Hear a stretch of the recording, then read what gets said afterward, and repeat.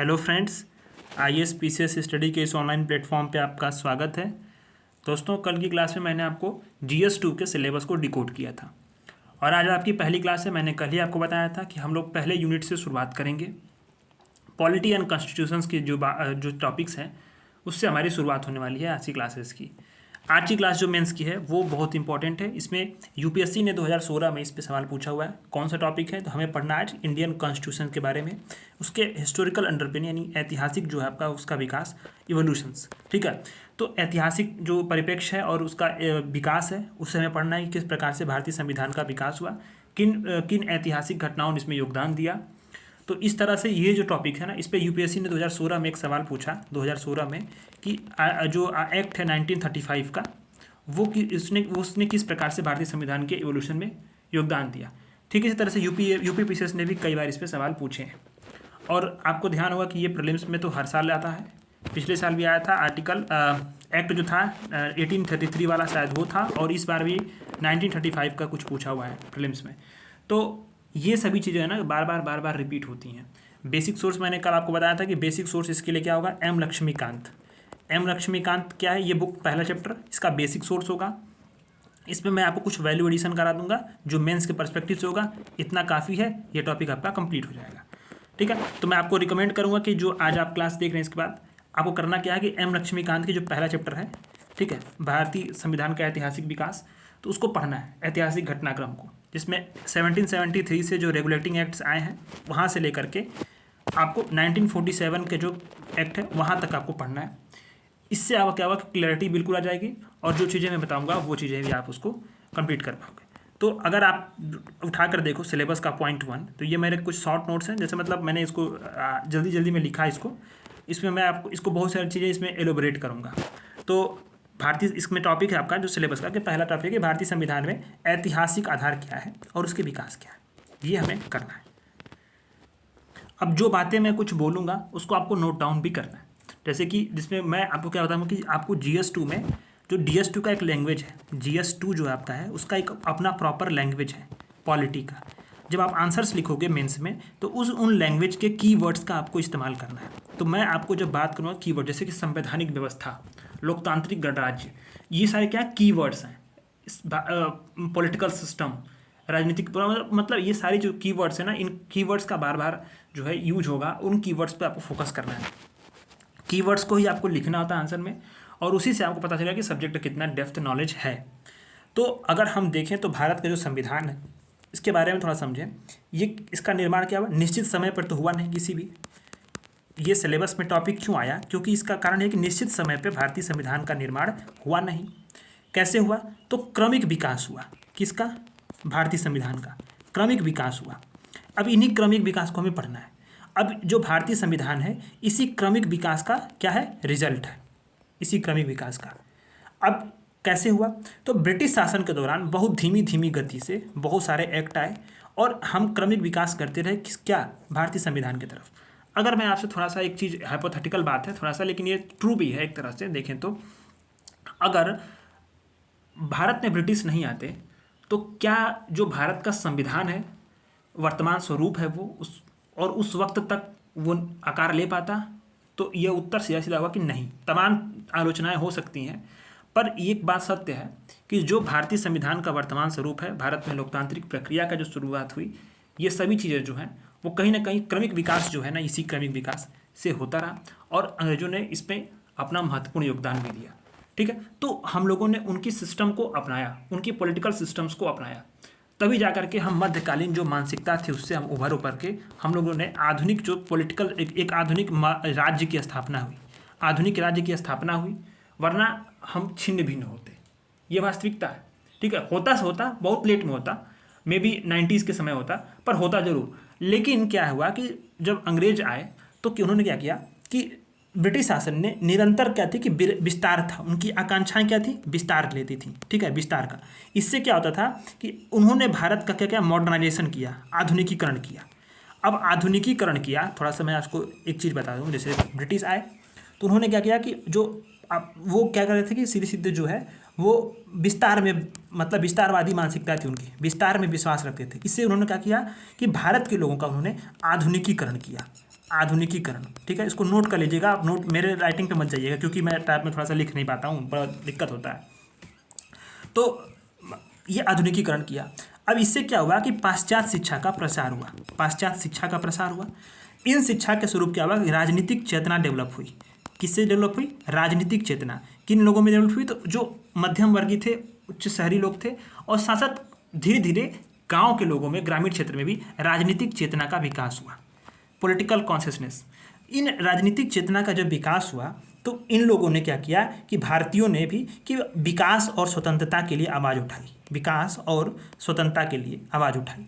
अब इससे क्या हुआ कि जब ये आवाज़ उठाई तो यहाँ पे क्या बात होने लगी? राजनीतिक सुधारों की बात होने लगी, राजनीतिक सुधारों की बात होने लगी। जब राजनीतिक सुधारों की बात होने लगी तो विभिन्न संस्थाएं डेवलप हुई, ठीक, विभिन्न जो गुट बने, आंदोलन हुआ। अब इसी आंदोलन में हम लोगों ने बहुत सारे संविधान जो मूल्य थे, जैसे कि स्वशासन की बात की, ठीक, इसके बाद हम लोगों ने डोमिनेंट स्टेटस की बात की, मतलब तमाम जो थे वो टर्म्स हम लोग पढ़ेंगे इसमें, तमाम जो है अपनी डिमांड्स बढ़ाते रहे और समय के अनुसार जिस प्रकार से जो है हमारा हक था अंग्रेजों से हम लोग छीनते रहे, लड़ कर के हमने लिया, लड़ कर के लिया, ये उनकी दया की भावना के नहीं था, हम लोगों ने लड़ कर लिया, ठीक। तो इससे कैसे हुआ? तो आधुनिकीकरण से यही पाश्चात्य शिक्षा का विकास हुआ, राजनीतिक चेतना डेवलप हुई, फिर इसी से सारी चीज़ें जो हैं वो होती गई, ठीक। तो अब क्या हुआ कि राजनीतिक शुरुआतों की जब जब होता है ना कि राजनीतिक जो मांग थी उसकी क्रम की शुरुआत कब हुई? तो उसका सबसे पहला जो परिणति था वो 1973 में जब रेगुलेटिंग एक्ट आया, तो मांग जब हुई थी तो वहाँ से सरकार ने जो है एक्ट बनाया और उस दिशा में पहला कदम उठाया, ठीक। अब बात आती है कि जो भारतीय संविधान है, अगर हम देखें तो पूरा अगर समग्र तरीके से देखें, अभी हम लोग बात करेंगे उस पर 73 वाले एक्ट को, तो ये इसको अगर हम देखें तो ये कब हुआ? 26 जनवरी 1950 को अपनाया गया। जब ये अपनाया गया तो भारत क्या था? एक औपनिवेशिक क्षेत्र था, उससे डायरेक्ट क्या हो गया? संप्रभु गणराज्य और लोकतांत्रिक व्यवस्था वाला राज्य बन गया। ये शिफ्ट हुआ, आपने देखा ना इसको कि जैसे ही भारत जो है जब संविधान को अपनाया तो औपनिवेशिक क्षेत्र से वो क्या हुआ? संप्रभु गणराज्य और लोकतांत्रिक व्यवस्था वाला राज्य बन गया। और जो भारतीय संविधान था इसी जो लोकतांत्रिक व्यवस्था और संप्रभु गणराज्य का जो भारतीय गणराज्य का जो सर्वोच्च कानून बना, मार्गदर्शक बना, और इसी मार्गदर्शक के आधार पे आज जो है पूरी पॉलिटिकल सिस्टम, राजनीतिक व्यवस्था का, आर्थिक व्यवस्था का, सामाजिक व्यवस्था का क्या होता है? संचालन होता है ना। यानी राजनीतिक, सामाजिक और आर्थिक व्यवस्था का संचालन जो है पूरी भारत में एकमात्र दस्तावेज है, जीवंत दस्तावेज बोलते हैं उसको, जीवंत दस्तावेज। ये क्या है? हमारा संविधान है, ठीक। अब ये क्या है कि दुनिया की सबसे बड़ी आबादी है भारत में और इसकी लोकतांत्रिक जो कार्यप्रणाली है उसको क्या करता है? ये गवर्न करता है। कौन? भारतीय संविधान शासित करता है। इससे भारतीय संविधान क्या है? इससे भारतीय संविधान का जो है इंक्लूसिव अप्रोच का पता चलता है, विविधता है, तमाम है, और इसका उद्देश्य भी एकदम साफ है कि हमें लोकतांत्रिक व्यवस्था को बनाए रखना है। हाल ही में चुनाव हुए हैं और परसों प्रधानमंत्री ने अपने वक्तव्य में बनारस में संबोधित कर रहे थे, उन्होंने बोला था, एक बात को ध्यान देना, कि अमेरिका की जितनी कुल आबादी है उतना हमारे यहाँ महिलाओं ने वोट किया है। तो ये बड़ी हमारी राजनीतिक जो है ये उपलब्धि भी है, सामाजिक उपलब्धि भी है। एक तरह से हम जो है किस प्रकार से लोकतंत्र में विश्वास रखते हैं, मजबूती है, इस पर ये बात होती है। ये अधिकार कैसे मिला है? तो सार्वभौमिक वयस्क मताधिकार के मामले में हम लोगों ने संविधान को जब अपनाया तो ये विशेषता हम लोग पढ़ेंगे तो ये संविधान ने ही दिया है। तो इस प्रकार से अगर देखें तो संविधान का ये शुरुआत होती है। लेकिन अब बात आती है कि संविधान की कुछ विशेषताएं भी तो होंगी। जैसे संविधान, भारतीय संविधान की विशेषताएं क्या हैं? तो कीवर्ड, अब ये यूपी पीसीएस में, बीपीएससी में या यूपीएससी में भी पूछ सकता है। तो मैंने इसको नोट्स में कीवर्ड्स को जो है शामिल किया, कीवर्ड्स को ही आप फ्लो चार्ट के माध्यम से मैंने शामिल किया ताकि बिल्कुल आलतू फालतू इस वाले क्लास में बात नहीं होगी, टू दी पॉइंट बात होगी, जितना आपको लिखना है, जितना आपको करना है, ठीक है। बाकी चीज़ें जैसे कि आप उसमें क्या है कि फैक्चुअल चीज़ें हैं, तो फैक्चुअल चीज़ें मैं नहीं कराऊंगा क्योंकि उसको आपको एम लक्ष्मीकांत से पढ़ना है, उसमें दिया हुआ है, वो चीज़ें मैं रिपीट नहीं करूंगा। जो टू दी पॉइंट आपको आंसर्स लिखने हैं, जो चीज़ें आप उसको कनेक्ट नहीं कर पाते हो मेंस के पर्सपेक्टिव से, वो चीज़ मैं कराने का इसमें कर रहा हूँ। तो भारतीय संविधान की विशेषताओं में अगर हम देखें तो सबसे महत्वपूर्ण एक विशेषता आती है, वो क्या है? वो आता है आपका विविधता का समावेश। भारतीय संविधान में विविधता है और विविधता जो है वो उसका एक समावेशी रूप जो है वहाँ पे भारतीय संविधान में झलकता है। कैसे? भारत क्या है? बहुआयामी विविधता वाला देश है, बहुआयामी। इसमें अनेक प्रकार की धर्म हैं, संस्कृतियाँ हैं, परंपराएं हैं, ठीक। और जो भाषाएं हैं इनका क्या है, समावेश है, सबको एक साथ रखा गया। जैसे नॉर्थ ईस्ट में आप जाओ, साउथ में जाओ, नॉर्थ इंडिया में जाओ, मध्य भारत में जाओ, जनजातीय क्षेत्रों में जाओ, तो ये क्या है कि इस अलग अलग परंपराएं, धर्म, संस्कृति, भाषा, बोली हर पग पग पे बदलता है, फिर भी जो है एक दस्तावेज ऐसा है सबको बांध करके रखा हुआ है। विविधता का समावेश भारतीय संविधान में है। भारतीय संविधान जो है अधिकारों और स्वतंत्रता की रक्षा करने वाला जो है एक गारंटी देता है, रक्षा करता है। ठीक, ये क्या है कि ये नागरिकों के जो है अधिकारों को सुरक्षा देता है, स्वतंत्रता की उनकी रक्षा करता है। भारतीय संविधान जो है अगर देखें तो संसदीय संप्रभुता जो है, संसदीय संप्रभुता और न्यायिक सर्वोच्चता का समन्वय एक महत्वपूर्ण बात है। ये कीवर्ड्स, इसको बहुत इंपॉर्टेंट है, नोट्स में आप इसको लिखते जाना, साथ साथ में कॉपी पेन लेकर के लिखते जाओ, जो मैं चीज़ें बोलता रहूँगा। ठीक, तो संसदीय संप्रभुता और न्यायिक सर्वोच्चता, इसका एक क्या है, समन्वय है, इसमें समन्वय स्थापित किया गया है संसदीय संप्रभुता का और न्यायिक सर्वोच्चता का। भारतीय संविधान की विशेषता ये भी है कि सबसे विस्तृत जो है ये लिखा हुआ संविधान है। ये सबकी सार्वभौमिक सुरक्षा और लोकतांत्रिक विकास का समावेश है इसमें। तो ये तमाम बातें जो हैं भारतीय संविधान की बड़ी इंपॉर्टेंट है। अब बात आती है इसमें कि जो भारतीय संविधान है उसमें इतनी सारी उसकी विशेषताएं हैं, तो उसका महत्व भी तो होगा। यूपीएससी में महत्व पूछ सकता है, भारतीय संविधान का महत्व क्या है। ये चीज़ें आपको लिखना रहे तो आप लक्ष्मीकांत कितना हो पढ़े रहेंगे, आप गलती करेंगे या नहीं लिखेंगे, नहीं लिख पाएंगे, थोड़ा सा हिचक आएंगे, फिर मतलब उतना टाइम होता भी नहीं है कि फिर आपको जो है मौका मिलेगा और आपको मतलब लिखने का उतना समय नहीं, आप पेपर छूट जाएगा आपका। ठीक है, तो मैंने यहाँ पे महत्व को कुछ पॉइंट्स में यहाँ पे आपको जो है कीवर्ड्स में उसको फ्लो चार्ट में बता दिया। जैसे कि महत्व क्या है कि भारतीय संविधान में विधि के शासन की रूपरेखा है। जो रूल ऑफ लॉ की हम बात करते हैं, रूल ऑफ लॉ का जो रूपरेखा है, उसका पूरा स्ट्रक्चर है, कहाँ पे बात की गई है, तो एक दस्तावेज है भारतीय संविधान, वहाँ पे रूल ऑफ लॉ की बात की गई, पूरा स्ट्रक्चर है। रूल ऑफ लॉ जो है वो वहीं से इस्टेब्लिश होता है और इसका एक मूल स्रोत भी है भारत में देखें तो अधिकारों की सुरक्षा की बात कहाँ से होती है, संविधान से होती है। इसका महत्व है कि यानी हमारे अधिकारों की सुरक्षा के लिए भारतीय संविधान बहुत इंपॉर्टेंट है। भारत का जो संविधान है उसका महत्व इसलिए भी है कि सरकार के संरचना को ये डिफाइन करता है, यानी कि हमारे जो गवर्नमेंट है उसके स्ट्रक्चर क्या होगा, जैसे कि संसदीय होगा या अध्यक्षीय होगा या फिर आपका जो है संघात्मक, ये तमाम चीज़ें जो हैं राज्य में कैसे होगा, केंद्र में, स्थानीय स्तर पर कैसे होगा, इसका स्ट्रक्चर परिभाषित कौन करता है, संविधान करता है। तो सरकार का जब स्ट्रक्चर डिफाइन कर देता है तो यहाँ पे क्या फ़ायदा होगा, यहाँ पे फ़ायदा होगा कि जो आप देखो ना पाकिस्तान में, वहाँ क्या सैन्य शासन में आ जाता है, सैन्य शासन, मिलिट्री जो है वो कब्जा कर लेती है। भारत में तो ऐसा नहीं होता है। क्यों नहीं होता? क्योंकि भारत में सरकार की संरचना को डिफाइन किया गया है, उसके लिए एक प्रोसेस है, रूल ऑफ लॉ है, अधिकारों की सुरक्षा की बात की गई है, लोकतांत्रिक सिद्धांतों को सुनिश्चित किया गया, जैसे कि समानता की, स्वतंत्रता की, संप्रभुता की, तमाम चीज़ों की बात की गई है, अधिकारों की बात की गई है, लोक कल्याणकारी राज्य की बात की गई है। ये कीवर्ड्स हैं, इसको लिखना आप।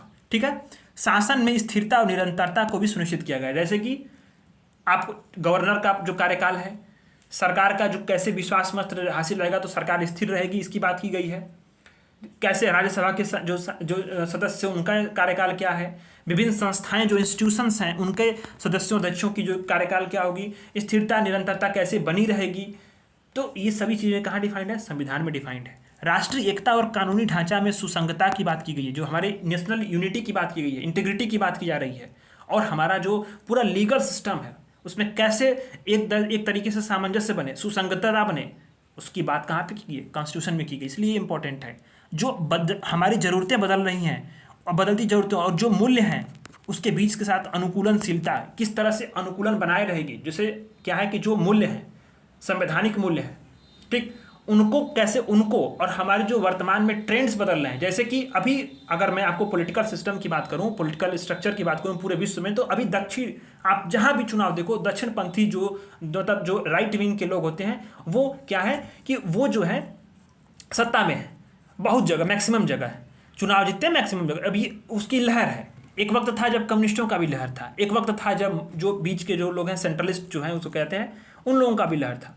तो ये क्या होता है कि बदलती ज़रूरतें होती हैं, स्ट्रक्चर बदलता रहता है, लेकिन क्या है, मूल्य जो है उसके साथ अनुकूलनशीलता बनाए रखता है, सबको साथ बनाए रखता है। जैसे कांग्रेस की सरकार थी, भाजपा की सरकार है, बीच में गठबंधन की सरकार थी, फिर अभी गठबंधन की सरकार है।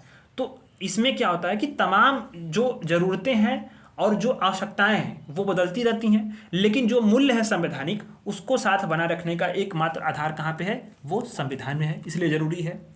अगर हम बात करें थियरी की कुछ, तो जो शक्ति का पृथक्करण है, सेपरेशन ऑफ पावर है, उसकी तो बात करता ही है, साथ साथ चेक एंड बैलेंस को भी बढ़ावा देता है।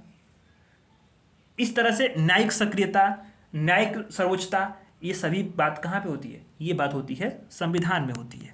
तो इस तरह से अगर संविधान में जब बात होती है तो ये संविधान जो है, इसका महत्व यही है कि ये हमारे पूरी पॉलिटिकल स्ट्रक्चर को जो है वो रेगुलेट करता है। जीवन के एक एक जो पहलू है ना, वो हमारे संविधान से डिफाइंड हो जाते हैं। तो ये इसका महत्व है भारतीय संविधान का। ये चीज़ें आपने देख ली होंगी, आपको एलोबरेट भी कर दिया मैंने, विशेषताएं क्या है, महत्व क्या है। अब हम बात आती है कि अब हम लोग चीज़ें अब यहाँ से स्टार्ट करेंगे कि कैसे अब शुरुआत हुई।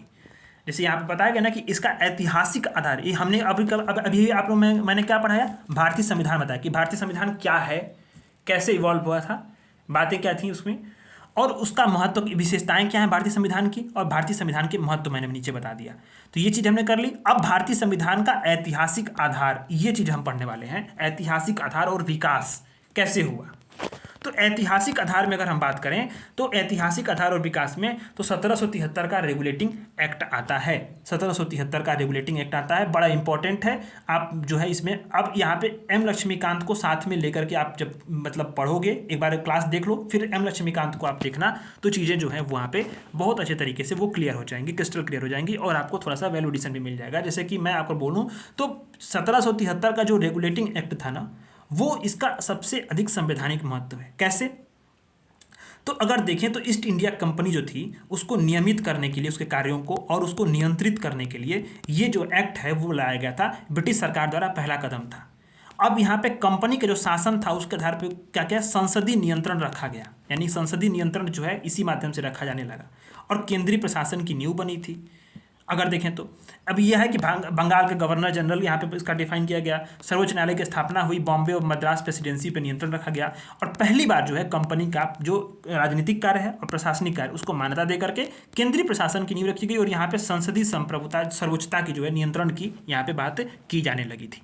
ठीक, फिर इसके बाद जब आया तो आप पढ़े होंगे 1784 का जो है, ठीक है, उसमें से एक्ट ऑफ सेटलमेंट भी आया था, जैसे कि 1781 वाला।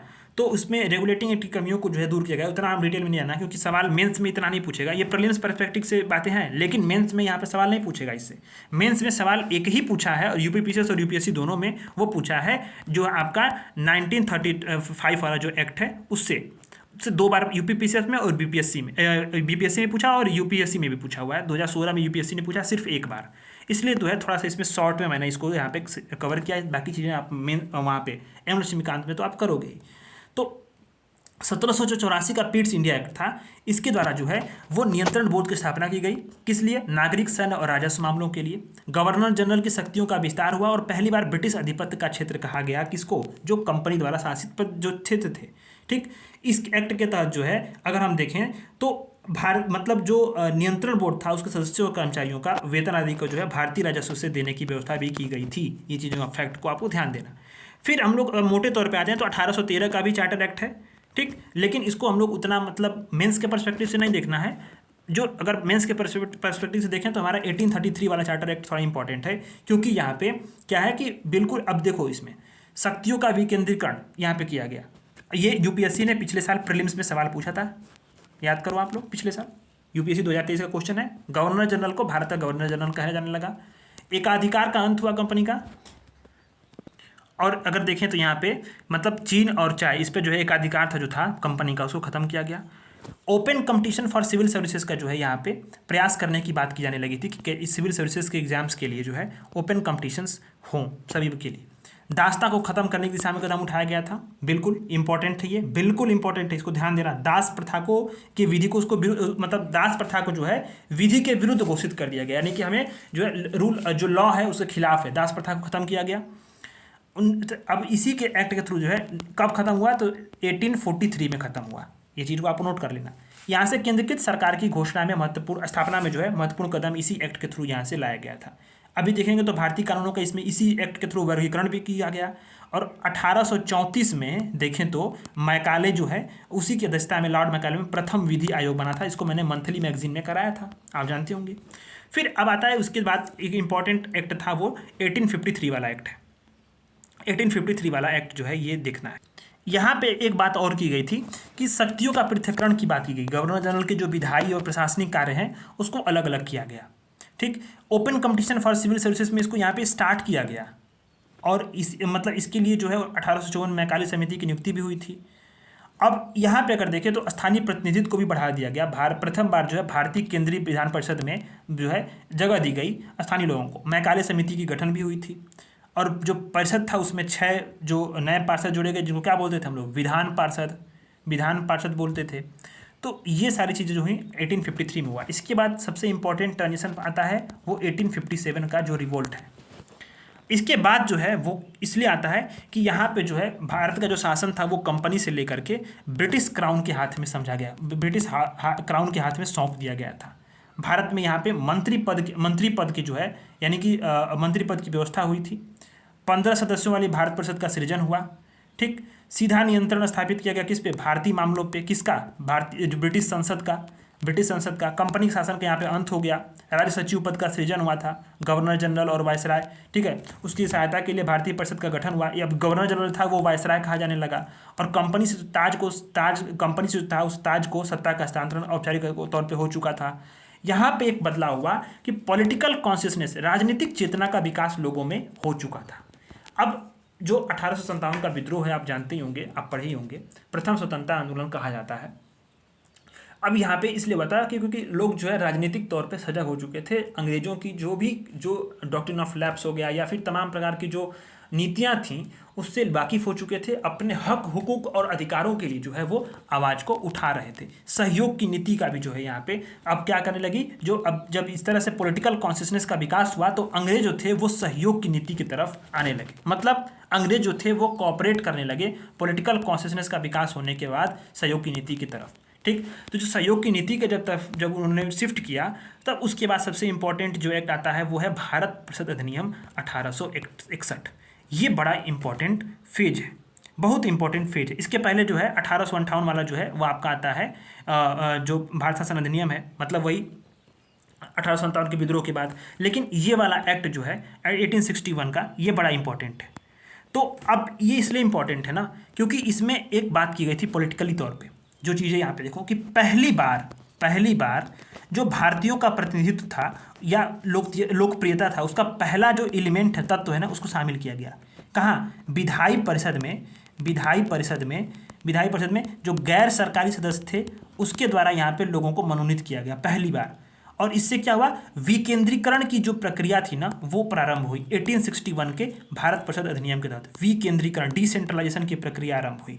ठीक, ये चीज़ आपको ध्यान देना है। और इसी के द्वारा जो है वायसराय को अध्यादेश जारी करने की शक्ति भी हुई थी। ठीक, अब इसके बाद इंपॉर्टेंट एक एक्ट आता है, वो आता है 1892 में। 1892 में अगर देखें तो इसके द्वारा क्या हुआ था कि सबसे इंपॉर्टेंट बात ये थी कि जो विधानमंडल के सदस्य थे उसको प्रश्न पूछना, बजट पर चर्चा करने का अधिकार दे दिया गया। अब ये लगभग मूलतः जो एक्ट था वो संशोधनात्मक था, यानी कि संशोधन किया गया था इसमें। ठीक है, इसमें सदस्यता में वृद्धि की गई थी। सदस्यता में वृद्धि किसके की गई थी, तो जो गैर सरकारी सदस्य जो नियुक्त होते थे केंद्रीय विधानमंडल में उनकी सदस्यता 16 कर दी गई थी। बजट पर बहस किया गया, अप्रत्यक्ष चुनाव हुआ। और यहाँ पे देखें तो केंद्रीय और प्रांतीय विधान परिषद थे, उसमें कुछ गैर सरकारी जो सीटें थी उसको अप्रत्यक्ष तौर पे चुनाव से भरने का सीमित प्रावधान किया गया। फिर इसके बाद इंपॉर्टेंट जो एक्ट आता है वो है भारत परिषद अधिनियम 1909।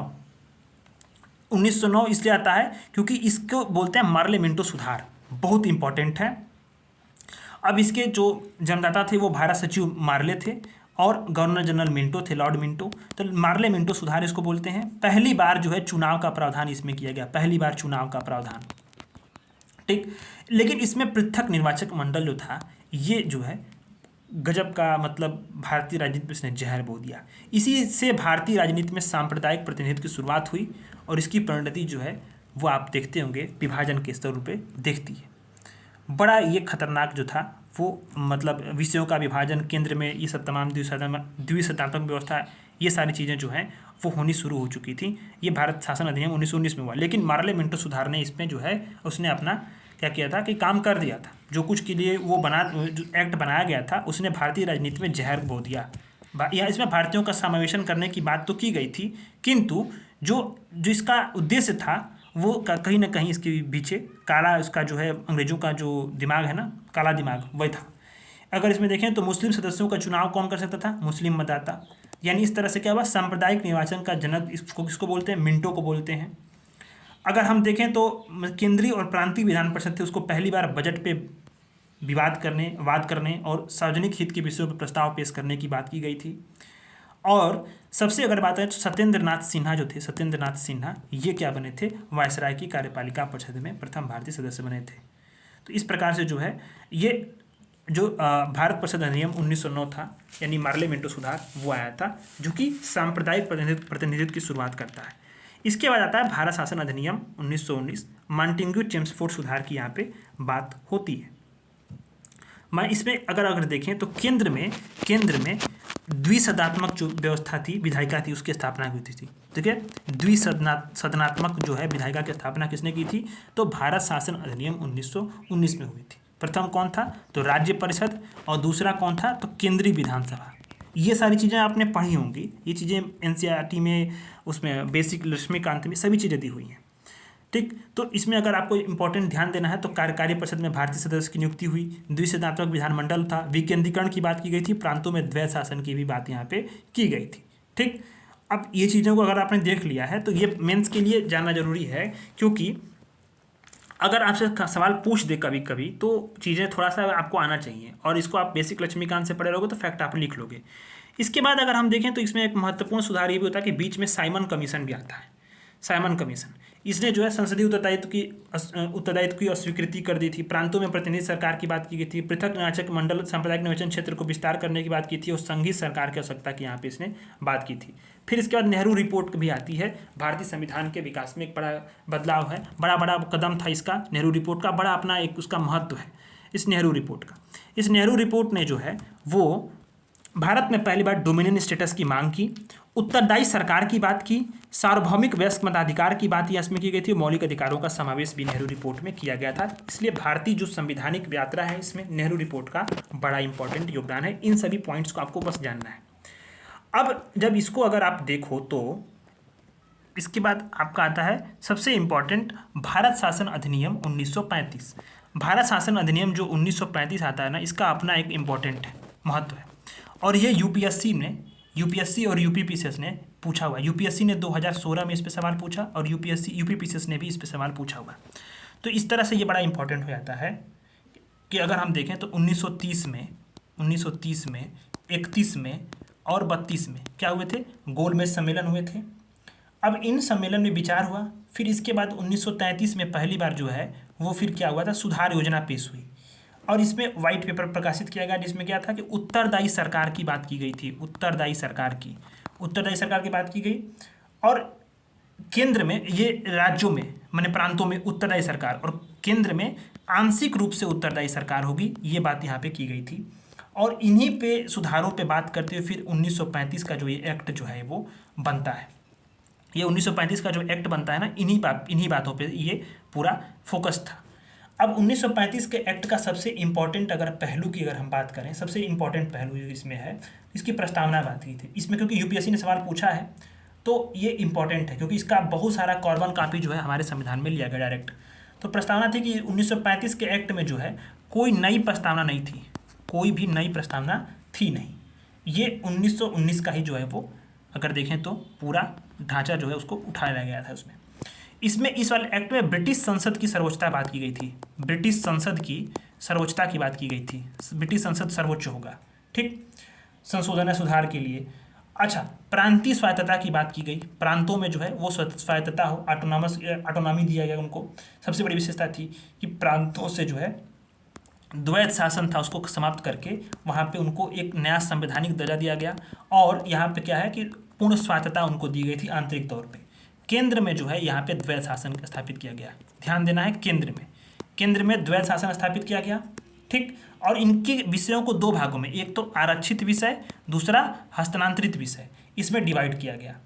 इस तरह से अगर देखें तो संघीय व्यवस्था की भी बात की गई थी इसमें। तो संघीय जो व्यवस्था है उसमें अगर देखें तो संघीय व्यवस्था में भी 2-3 चीज़ें ध्यान देना है आपको कि संघीय व्यवस्था में हमें क्या ध्यान देना है इसमें। ठीक। तो संघीय व्यवस्था में ये था कि जो ब्रिटिश प्रांत हैं और देसी रियासतें हैं उनको मिला करके एक हम क्या करेंगे, संघ की स्थापना करेंगे। संघ की स्थापना किसको करेंगे, तो ब्रिटिश प्रांत और देसी रियासतों को मिला करके। ठीक। अब विषयों का विस्तार है इसमें, बंटवारा इसमें कैसे हुआ, तो जो विषय थे उनको हम लोगों ने 3 भागों में बांटा, संघीय सूची के नाम पे, फिर राज्य सूची और फिर क्या है समवर्ती सूची। समवर्ती सूची तीनों के बाद में। ठीक। अब क्या था कि समवर्ती सूची पे संघ और राज्य दोनों का विधि निर्माण था, तो अधिकार था। ये चीज़ें आपने अगर उसमें देखी होंगी, अभी भी है ये। फिर इसी में आपातकाल के प्रावधान की बात की गई, आपातकाल की बात की गई थी। फिर राज्यों को निर्देश दिया गया था, मैंने संघ सरकार द्वारा, कि प्रांतों को निर्देश आप दे सकते हैं। ठीक। संघीय न्यायालय की स्थापना की गई थी। विधानमंडल और मताधिकार का विस्तार किया गया। मताधिकार का विस्तार सबसे इंपॉर्टेंट फीचर है इसका, मताधिकार का विस्तार किया गया। ठीक, ध्यान देना है इसमें। अच्छा, लेकिन इसमें ध्यान ये भी चीज़ को देना है कि ये सांप्रदायिक निर्वाचन पद्धति को इसने भी कायम रखा। सांप्रदायिक जो निर्वाचन पद्धति उसको कायम रखा। भारत परिषद जो था उसकी समाप्ति कर दी गई थी। इस अधिनियम की अगर हम आलोचना की बात करें तो आलोचना में क्या है कि कई बार जो है कि संघीय सरकार से जो प्रावधान थे उसको सरकार ने लागू नहीं किया, केवल प्रांत के जो प्रावधान थे उसको लागू किया। ठीक। अगर हम लोग देखें तो भारत की जो सभी पॉलिटिकल पार्टीज थी उस वक्त की, सभी पॉलिटिकल पार्टी, इन्होंने इस एक्ट की निंदा की थी। पंडित नेहरू ने इस अधिनियम का आलोचना करते हुए क्या बोला था कि ये अधिनियम जो है वो दास्ता का जो है वो क्या है, एक नया चार्टर है, नया अधिकार पत्र है। किसका, दास्ता का। ठीक है, दास्ता का। तो इस प्रकार से जो है ये पूरा आपका 1935 वाला जो है आपका अधिनियम ये है। ठीक, इसमें ये चीज़ें इंपॉर्टेंट है। इसके बाद आता है क्रिप्स मिशन आता है।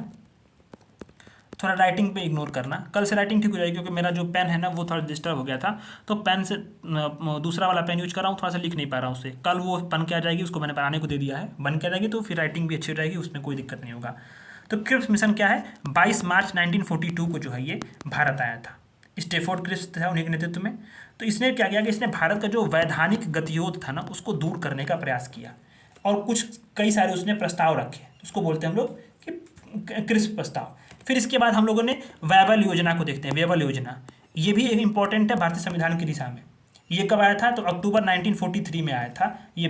ठीक, उसने कई सारी चीज़ें थी, मतलब उसने भारत सरकार के जो और ब्रिटिश सरकार के बीच में, भारत के जो लोग थे और मैंने आंदोलनकारी और जो ब्रिटिश सरकार उसके बीच में गतिरोध को दूर करने का प्रयास किया। ठीक, इसमें बताया था कि गवर्नर जनरल परिषद में हिंदू और मुस्लिम बराबर होंगे, तमाम चीज़ें इसने अपनी दी थी। इन सब चीज़ों को क्या करना है आपको, लक्ष्मीकांत से पढ़ना है। वेबल प्लान को, क्रिप्स मिशन को आपने स्पेक्ट्रम से पढ़े होंगे। शिमला सम्मेलन हुआ, ये सवाल इस पर यूपीएससी ने पूछा नहीं है, बस मैं आपको बता रहा हूँ। यूपीएससी ने सिर्फ एक ही सवाल पूछा 1935 एक्ट के बारे में, वो मैंने आपको विस्तार से बता दिया, वो चीज़ आप पढ़े भी होंगे। ठीक, इसके बाद आता है कैबिनेट मिशन योजना। कब आता है, 1946 को आती है कैबिनेट मिशन योजना, 1946 को आती है। कौन था, तो आप देखो इसमें, तो इसके 2 सदस्य कौन थे, एक तो सदस्य थे लॉर्ड पैथिक लॉरेंस और 2 सदस्य थे स्टेफर्ड क्रिप्स और एवी अलेक्जेंडर थे। ये कौन था, ये आपका कैबिनेट भारत मिशन था। फिर इसके बाद आपका इंपॉर्टेंट आता है माउंटबेटन योजना। माउंटबेटन योजना ये इंपॉर्टेंट है, माउंटबेटन योजना ये बहुत इंपॉर्टेंट है। मार्च 47 में आया था, 1947 में, मार्च 1947 में आया था। फिर इसके बाद जब आता है सबसे इंपॉर्टेंट एक्ट है, वो कौन सा है, भारतीय स्वतंत्रता अधिनियम। भारतीय स्वतंत्रता अधिनियम 1947, इसका इंपॉर्टेंस है, इसको आपको एम.एच. लक्ष्मीकांत से भी अच्छे तरीके से पढ़ना है। जैसे इसमें भारत का विभाजन किया गया, ठीक, जैसे पाकिस्तान बनाया गया। इसी के साथ अगर देखें तो दो डोमिनियन जो स्वतंत्र संप्रभु राज्य थे वो कौन से, हिंदुस्तान और भारत, इसमें विभाजित कर दिया गया। फिर अगर देखें बताया गया था कि जब तक संविधान बन नहीं जाता तब तक क्या करना है कि दोनों देशों की संविधान सभाओं को अपने लिए मतलब कानून बनाने की आज्ञा दी गई थी। दोनों देशों की संविधान सभाओं को अधिकार दिया गया कि हमें क्या करना है, संविधान को बनाना है, उसका मूर्त रूप देना है, संविधानों को मूर्त रूप देना है। तो इसके लिए इच्छानुसार जो है संविधान निर्माण करने की बात थी, और संविधान सभाएँ क्या थी, संपूर्ण प्रभुत्व संपन्न थी, सॉवरेन थी, वो सॉवरेन थी, संपूर्ण प्रभुत्व संपन्न थी। ठीक, ये बातें भी इसमें की गई थी कि जब तक बनेगा नहीं संविधान, जब तक लागू नहीं होगा तब तक जो है 1935 के एक्ट से हमें काम चलाना है। तो इस प्रकार से जो है ये 1947 का जो एक्ट था वो भी क्या किया कि भारतीय संविधान की दिशा में जो है वो एक महत्वपूर्ण कदम है। इस प्रकार से हम लोगों ने देखा कि ये इसका ऐतिहासिक परिप्रेक्ष्य, ऐतिहासिक आधार और विकास किस प्रकार से जो है भारतीय संविधान का हुआ। यानी कि जब अगर हम ध्यान से देखें तो जो ऐतिहासिक विकास है वो रेगुलेटिंग एक्ट 1773 से शुरू होकर 1947 में जाकर के ख़त्म हो रहा है। 1947 जब ख़त्म हो रहा है तो फिर यहाँ से बात आती है कि यूपीएससी ने तो इस पर सवाल एक ही बार पूछा, यूपीपीसीएस भी एक बार पूछा हुआ बस, तो इस पर ज़्यादा सवाल तो बना नहीं है। बात क्या है कि भारतीय संविधान की जो समग्र अवलोकन करने पे अगर बात की जाए, भारतीय संविधान का व्यापक मूल्यांकन, तो ये मैंने एक जो है फ्लो चार्ट बनाया। अब भारतीय संविधान का व्यापक अवलोकन करें या मूल्यांकन करें, ये सवाल बन सकता है मेंस में। तो मेंस में ये सवाल बन सकता है, इसलिए इसका जो है पहले से इसको तैयार कर लो आप 8-10 पॉइंट से, बड़ा इंपॉर्टेंट। जैसे कि भारतीय संविधान क्या है, विस्तृत और लिखित संविधान है। ये इसका अवलोकन और मूल्यांकन अगर करें तो सबसे विस्तृत और लिखित संविधान है। कठोर और लचीले और गतिशीलता का मिश्रण है। भारतीय संविधान कुछ प्रावधान कठोर हैं, कुछ लचीले हैं, और गतिशीलता इसलिए है क्योंकि इसमें संशोधन का प्रावधान है। तो संशोधन जब होता रहता है तो भारतीय संविधान क्या है कि समय की जरूरतों के अनुसार, आवश्यकताओं के अनुसार ये परिवर्तन हो सकता है, इसलिए क्या है, गतिशील है। ये एक रिजिड नहीं है, ठीक है, स्थिर नहीं है, एक जड़ता नहीं है इसमें गतिशीलता है। तो गतिशीलता जब होती है तो कभी हमेशा वो चीज़ वो प्रासंगिक होती है। जब पानी जो होता है ना वो बहता रहता है तो पानी जो है साफ रहता है, जब पानी स्थिर हो जाता है तो वो गंदा होता है, मैला हो जाता है। ठीक उसी तरह से संविधान की बात है। ठीक, कभी आपसे सवाल पूछे गतिशीलता के बारे में कि भारतीय संविधान गतिशील है, तो आपको लिखने में कोई दिक्कत होनी चाहिए, क्योंकि कठोर जो प्रावधान तो है, लचीला भी है, गतिशीलता इसलिए जो कि भारत में संविधान में संशोधन के प्रावधान किए गए हैं। तो जो जो जरूरतें आती हैं, जो जो आवश्यकताएं होती हैं, 106 संविधान संशोधन हो चुके हैं, तो आप देख ही रहे होंगे 7वां। तो तमाम जो है ये संशोधन क्या है कि भारतीय संविधान को गतिशील बनाए रखने में ये मददगार है। सरकार का संसदीय स्वरूप बात की गई है संविधान में, ब्रिटिश वेस्टमिंस्टर मॉडल से इसको अपनाया गया है। जो भारतीय संविधान है वो भारत को संपूर्ण प्रभुत्व संपन्न की बात करता है, सॉवरेन कंट्री बनाता है, यानी देश का जो है अपना कार्य अपने निर्णय लेने के लिए स्वतंत्र है, उसका अपना पॉलिटिकल सिस्टम है, कॉन्स्टिट्यूशन है, और जनता के हाथों में जो है उसकी बागडोर है। तो संपूर्ण प्रभुत्व संपन्न है, समाजवादी है, पंथ निरपेक्ष और लोकतंत्रात्मक गणराज्य, इसकी जो भावना हमें जो उद्देशिका है हमारी प्रस्तावना प्रियम्बल उसमें मिलता है। ठीक है, तो ये इसमें क्या है, ये मूल्यों की बात की गई है। भारतीय संविधान में अगर देखें तो न्यायपालिका की स्वतंत्रता की बात की गई है, और साथ साथ चेक एंड बैलेंस, वो सारी चीज़ें बताई थी मैंने। फंडामेंटल राइट, डीपीएसपी और फंडामेंटल ड्यूटी, इसका समावेश किया गया है भारतीय संविधान में। भारतीय संविधान जो है एकात्मकता के सुधार झुकाव के साथ साथ क्या है कि संघीय व्यवस्था वाला जो है वो ढांचा उपलब्ध कराता है, यानी कि एकात्मकता भी है। यूपीपीसीएस ने इस पर सवाल पूछा है। यूपीपीसीएस ने 2018 में सीधे इसी स्टेटमेंट को उठाकर सवाल पूछ दिया था कि एकात्मकता की झुकाव तो है पर फिर भी संघीय व्यवस्था है। ठीक, तो भारतीय संविधान इसमें है। आप देखे होंगे इसमें कई बार, जैसे एकात्मकता की शुद्ध कैसे ऑल इंडिया सर्विसेज, ठीक इसी प्रकार से राज्यपाल का प्रावधान होना, राजकोषीय संघवाद में तमाम प्रकार की दिक्कतें थी, व्यवहारिक थी, जिसमें कई प्रकार के कानूनों पर निर्णय लेने की जो क्षमता है वो किसके पास है, केंद्र के पास है। समवर्ती सूची पे विषय का जो मुख्यतः अगर कंट्रोल है तो वो केंद्र के पास है। तो इस प्रकार से तमाम चीज़ें हैं, उसको आप लिख सकते हैं। संघीय ढांचा आप जानते हैं। तो अभी हम लोग पढ़ेंगे, संघीय ढांचा पढ़ेंगे, सिलेबस में मैं बताया। भारतीय संविधान में जो है सार्वभौमिक वयस्क मताधिकार की बात की जाती है, और ये इससे क्या है कि भारत, वही बताया ना कि पीएम ने बोला ना कि जो हमारे यहाँ टोटल जितनी महिलाएं हमारे यहाँ आबादी में जितने वोट की है उतना अमेरिका की आबादी है। यानी कि सार्वभौमिक वयस्क मताधिकार से आम जन की एक एक जो भागीदारी है उसका अपना एक महत्व है भारतीय राजनीति व्यवस्था को निर्धारित करने में, दिशा देने में। ठीक, तो ये दिशा, ये क्या है कि सार्वभौमिक वयस्क मताधिकार जो है ये बड़ा इंपॉर्टेंट रोल अदा करता है। इसके साथ ही एकल नागरिकता का प्रावधान है, आपातकालीन प्रावधान भी है, जिससे संघ को अक्षुण्ण बनाए रखा जाए। साथ साथ धर्मनिरपेक्ष और लोक कल्याणकारी राज्य की अवधारणा जो है वो भी भारतीय संविधान देता है। भारतीय संविधान में समावेशिता की बात की जाती है, समावेशी तौर पे सबको एक तौर पे रखा गया है, सबकी बात की जाती है। कल्याणकारी राज्य की, लोक कल्याणकारी राज्य की अवधारणा भारतीय संविधान में बताई गई है। न्याय, स्वतंत्रता, समानता, बंधुत्व, इसकी बढ़ावा देकर के भाईचारे, आपसी भाईचारे को प्रोत्साहित करना, देश को सामाजिक समरसता की तरफ ले जाने की बात यहाँ पे किसी में की जाती है, तो वो भारतीय संविधान में है। ये भारतीय संविधान का व्यापक अवलोकन और मूल्यांकन है, कीवर्ड्स हैं ये। ठीक, अगर हम इसकी आलोचना की बात करें, संविधान की आलोचना की भी तो बात हो सकती है ना कि भारतीय संविधान की आलोचना कीजिए। तो इस तरह से अगर हम बात करें तो इसमें उधार का संविधान की बात करते हैं कि मैक्सिमम चीज़ें जो है वो उधार की ली गई हैं, या आलोचक कहते हैं। इसका भी हालांकि तर्क है कि अब भारतीय संविधान की ज़रूरतों के हिसाब से लिया गया है, सब कुछ नहीं लिया गया है, और जो इर्रेशनल चीज़ें थी उसको नहीं लिया गया उधार के तौर पे। तो हालांकि लेकिन आलोचक कहते हैं उधार का संविधान है। कुछ आलोचक ये भी कहते हैं कि 1935 के अधिनियम का कार्बन कॉपी है ये। कुछ आलोचक ये भी बोलते हैं कि अत्यधिक विस्तृत और लंबा है, वकीलों के लिए स्वर्ग है और जटिलता की भावना इसमें है। इसमें कुछ आलोचक कहते हैं कि आदर्शात्मक व्यवस्था को ज़्यादा झुकाव है, यानी कि व्यवहारिक बातें जो हैं इसमें लागू नहीं होती हैं। जैसे कि राज्य को अत्यधिक प्राथमिकता यहाँ पे दी गई है, स्टेट को मजबूत किया गया है, सिविल सोसाइटीज़, एनजीओज, जो अन्य जो गैर राज्य अभिकर्ताज हैं उनको क्या है कि यहाँ पे प्राथमिकता नहीं है। स्टेट भारत मतलब संविधान में काफ़ी मजबूत बना के स्टेट को, एब्सोल्यूट पावर किसको दी गई है, स्टेट को दी गई है। तो ये भी आलोचक कहते हैं। भारतीय संविधान जब आदर्शात्मक की ओर ज़्यादा झुकाव रखता है तो इससे क्या है कि व्यवहारिक अनुपालन की समस्या पैदा होती है। ये सभी पॉइंट्स जो हैं इसको आप लिख सकते हैं मेंस के अंत में। ये कीवर्ड्स हैं, इतना ही आपको लिखना होता है मेंस में। 250 शब्द में आंसर लिखना है, 150 शब्द में आंसर लिखना है, ठीक है। इसको अगर एलोबरेट करोगे आप तो भी आप मैक्सिमम बहुत सारी चीज़ें लिख लोगे।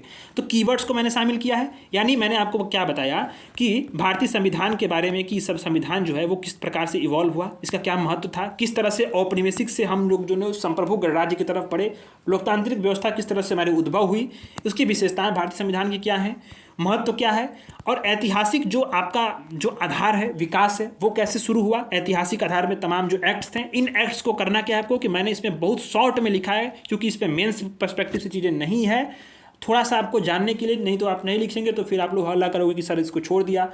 वरना मेंस में इस पर सवाल नहीं पूछा है, सिर्फ एक सवाल पूछा है 1935 को, उसको आपको देख लेना है, 1947 को देख लेना है और 1919 को देख लेना है मेंस पर्सपेक्टिव से। बाकी किसी को नहीं देखना है, सब कुछ पढ़ना है तो आपको प्रीलिम्स पर्सपेक्टिव से पढ़ना है। M Laxmikanth, basic source complete.